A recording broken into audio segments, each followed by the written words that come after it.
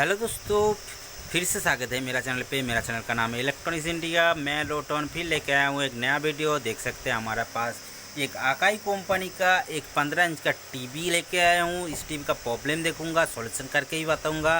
तब तक हमारा वीडियो लास्ट तक देखते रहिए। और मेरा चैनल पे जो नया दोस्त है उसको कहूँगा मेरा चैनल को जरूर सब्सक्राइब कर लेना, बेल आइकन को दबा देना और नोटिफिकेशन ऑन कर देना। जब भी मैं नया वीडियो लेकर आऊँगा आप लोगों को मिलते रहेंगे। ठीक है दोस्तों, इस टीवी का प्रॉब्लम क्या है वो देख लेते हैं। दोस्तों, जब मैं टीवी को पावर देता हूँ, पावर देने के बाद हमारा पावर इंडिकेटर ऑन हो जाता है। ऑन होने के बाद जो हमारा पावर बटन है, पावर बटन को दबाने से हमारा पावर स्टैंड बाय से रिलीज हो जाता है। और रिलीज हो जाने के बाद कैसे पिक्चर है देख लीजिए। देखिए दोस्तों, हमारा एक पिक्चर आ रहा है जो थोड़ा सा रेड कलर के ऊपर, ये छोड़ दीजिए। और इसको मैं ए भी दबा देता हूँ। ए भी दबाने के बाद दोस्तों देखिए, ये हमारा एक ब्लैक एंड वाइट पिक्चर दिख रहा है।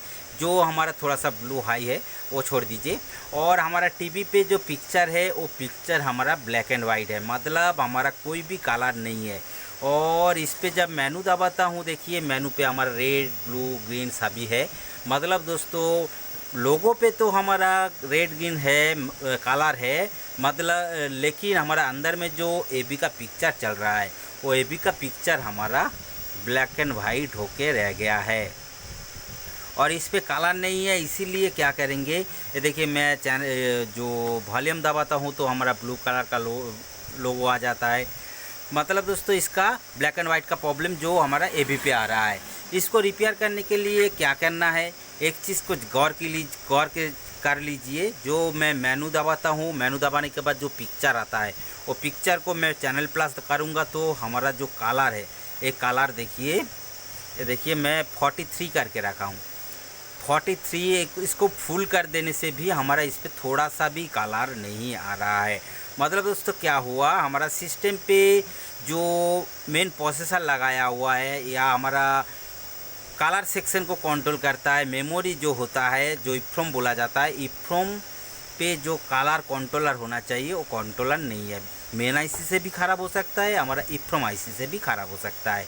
लेकिन इस पर हमारा देखना ये है जो हमारा मेन प्रोसेसर ख़राब है या हमारा इफ्रोम ख़राब है। दोस्तों, ज़्यादातर एक चीज़ बता दूँ, ज़्यादातर हमारा 80% हमारा मेन आईसी सही रहता है। लेकिन आप लोग क्या करते हैं, मेन आईसी को चेंज कर देते हैं। मेन आईसी चेंज करने के बाद भी हमारा सिस्टम प्रॉब्लम सॉल्व नहीं होता है। इसीलिए ये वाला वीडियो बना रहा हूँ, तो देखते रहिए तो पता चल जाएगा हमारा सिस्टम पे कहाँ पे प्रॉब्लम हो रहा है। एक तो चीज़ दोस्तों, मैं टीवी को घुमा लेता हूँ, घुमाने के बाद देखूंगा, क्योंकि इस पे जो हमारा आरजीबी है, आरजीबी तो है, इसीलिए ही हमारा ब्लैक एंड वाइट पिक्चर आ रहा है। नहीं तो ब्लैक एंड वाइट नहीं आता। कुछ भी कलर मिसिंग हो जाता तो कलर हमारा चेंज हो जाता है। लेकिन इस पे ब्लैक एंड वाइट का मतलब क्या होता है, हमारा तीनों कलर प्रेजेंट है, इसीलिए ही ब्लैक एंड वाइट आ रहा है। इसीलिए टीवी को घुमा लेते हैं, घुमाने के बाद देखेंगे कहाँ पे प्रॉब्लम हो रहा है। दोस्तों, मैंने टीवी को घुमा चुका हूं और घुमाने के बाद ये रहा हमारा जो 15 इंच का ट्यूब, इसका योक कॉयल, ये रहा बेस पीसीबी, ये रहा मेन पीसीबी। दोस्तों, आज का जो प्रॉब्लम आया है ये हमारा मेन पीसीबी का प्रॉब्लम नहीं है। ये बेस पीसीबी जो है वो पीसीबी का जो कलर सेक्शन है, कलर सेक्शन का भी प्रॉब्लम नहीं है, क्योंकि हमारा आरजीबी प्रेजेंट है। नहीं तो ब्लैक एंड वाइट हमारा जो पिक्चर है वो पिक्चर नहीं आता। ब्लैक एंड वाइट पिक्चर आ रहा है, मतलब क्या है, हमारा आरजीबी पेजेंट है। आप लोग कहेंगे आरजीबी पेजेंट है क्या, उसका सिस्टम पे चेक करके बताइए। उसको भी चेक करके बताता हूँ। जैसे हमारा ये वाला पहले नंबर जो पिन होता है बेस का, वो वाला बेस का हमारा ग्रीन का होता है। ग्रीन पे हमारा पेजेंट है 94 वोल्ट। और ये वाला जो पॉइंट है, इस वाला पॉइंट पे हमारा रेड होता है 75 बता रहा है। और लास्ट वाला जो पिन है, ये लास्ट वाला पिन पे हमारा रेड होता है और रेड पे भी हमारा 98 बता रहा है। मतलब क्या है, हमारा आरजीबी पेजेंट है। और आरजीबी पेजेंट होने का मतलब क्या होता है, हमारा जो मेन प्रोसेसर से जो वोल्टेज आता है, जो कलर वोल्टेज आता है, वो वाला वोल्टेज इस पे मिल जाएगा। जैसे पहले नंबर इस पे मिल जाएगा 3.4 बता रहा है, और दूसरे पे बता रहा है 3.4, तीसरे पे बता रहा है 4 वोल्ट। मतलब सभी वोल्टेज हमारा प्रेजेंट है। इस पे क्या होता है, हमारा मेन प्रोसेसर कलर कंट्रोल नहीं कर पाता है इसीलिए ही आरजीबी तो कंट्रोल में है, लेकिन पिक्चर पे जो हमारा आरजीबी होना चाहिए वो पिक्चर पे आरजीबी नहीं है।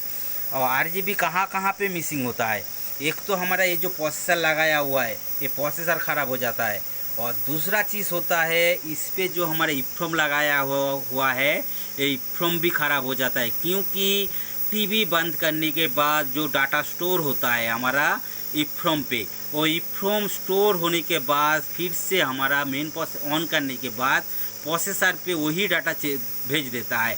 लेकिन ये प्रोसेसर पे जो सेंस आना चाहिए, जो डाटा आना चाहिए वो डाटा नहीं भेज पाएंगे, तो ये वाला जो इप्रोम होता है नहीं भेज पाएंगे, तो इस वाला प्रॉब्लम आएगा, जो ब्लैक एंड वाइट का प्रॉब्लम। इसीलिए दोस्तों क्या होता है, मेन आईसी को चेंज करने से पहले ज़्यादातर 80% हमारा मेन आईसी जो प्रोसेसर होता है वो सही रहता है, हमारा 80% हमारा इप्रोम ख़राब हो जाता है, 20% हमारा मेन प्रोसेसर ख़राब होता है। इसीलिए दोस्तों बार बार बता रहा हूँ, मेन प्रोसेसर को चेंज करने से पहले इप्रोम को चेंज करना ज़रूरी है, क्योंकि इप्रोम ख़राब रहेगा तो आप लोग मेन प्रोसेसर को चेंज करने के बाद भी ये वाला प्रॉब्लम रह जाएगा। इसीलिए इसको इप्रोम को चेंज करना है। मैंने इप्रोम को चेंज करूँगा, चेंज करने के बाद इसको देखूँगा, एक नया वाला प्रोसेसर लगाऊँगा, वो प्रोसेसर दोस्तों इप्रोम आईसी लगाऊँगा, और इप्रोम आईसी लगाने के बाद देखेंगे हमारा जो प्रॉब्लम है वो प्रॉब्लम सॉल्व होता है कि नहीं। इसका नंबर दोस्तों देख सकते हैं 24C16, ये वाला इप्रोम आईसी लगाया हुआ था। मेरे पास एक इप्रोम आईसी है, इसका भी नंबर वही है 25C16।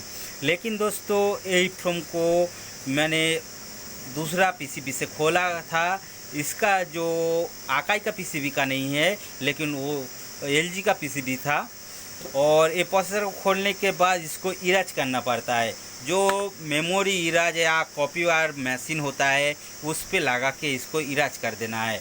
मैंने इरेज करके रखा हूँ, और इरेज करने के बाद ये वाला इप्रोम को मैंने इसको कनेक्ट कर दूँगा, इस पे कनेक्ट कर दूँगा, और कनेक्ट कर देने के बाद जो इप्रोम लगाया हुआ है, नया वाला इप्रोम लगा चुका हूँ, और लगाने के बाद इसको फिर से टीवी को पावर दूँगा। पावर देने के बाद टीवी को स्टार्टिंग करेंगे, और स्टार्टिंग करने के बाद देखेंगे हमारा टीवी पे जो पिक्चर जो प्रॉब्लम दे रहा था वो वाला प्रॉब्लम सॉल्व होता कि नहीं। देखिए हमारा जो टीवी का जो स्टोरेज था वो हमारा स्नो था, लेकिन इस पर हमारा ग्राउंड पे हमारा ब्लू कलर आ चुका है, और इस पर मैं एबी ट्रांसफ़र कर दूंगा, और एबी ट्रांसफ़र कर देने के बाद दोस्तों देखिए इस पर हमारा कलर आ चुका है। मतलब दोस्तों क्या हुआ, हमारा सिस्टम पे जो पिक्चर था, जो ब्लैक एंड वाइट पिक्चर था वो कलर हो चुका है। देख सकते हैं हमारा कलर का पिक्चर आ चुका है, रेड ग्रीन ब्लू सभी है।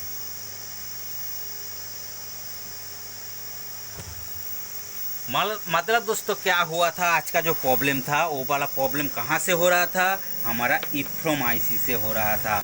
इप्रोम आईसी का डाटा जब क्रैक हो जाएगा तो हमारा मेन प्रोसेसर उसको रीड नहीं कर पाएंगे, और रीड नहीं कर पाएंगे तो हमारा कुछ भी प्रॉब्लम दे सकता है। इस पे हमारा कलर का प्रॉब्लम दे रहा था, और कुछ भी प्रॉब्लम हो सकता है। इसीलिए कुछ भी हमारा डाटा का सेक्शन का प्रॉब्लम रहेगा तो पहले इप्रोम को चेंज करना ज़रूरी होता है, उसके बाद डाटा को जो हमारा मेन प्रोसेसर है मेन प्रोसेसर को चेंज करेंगे। लेकिन इस पे इप्रोम चेंज कर देने से हमारा टीवी पे जो ब्लैक एंड वाइट पिक्चर था वो वाला प्रॉब्लम सॉल्व हो चुका है।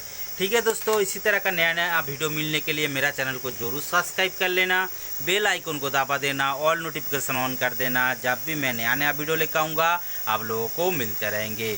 ठीक है दोस्तों, मिलते हैं नेक्स्ट वीडियो पर, तब तक के लिए दोस्तों गुड बाय।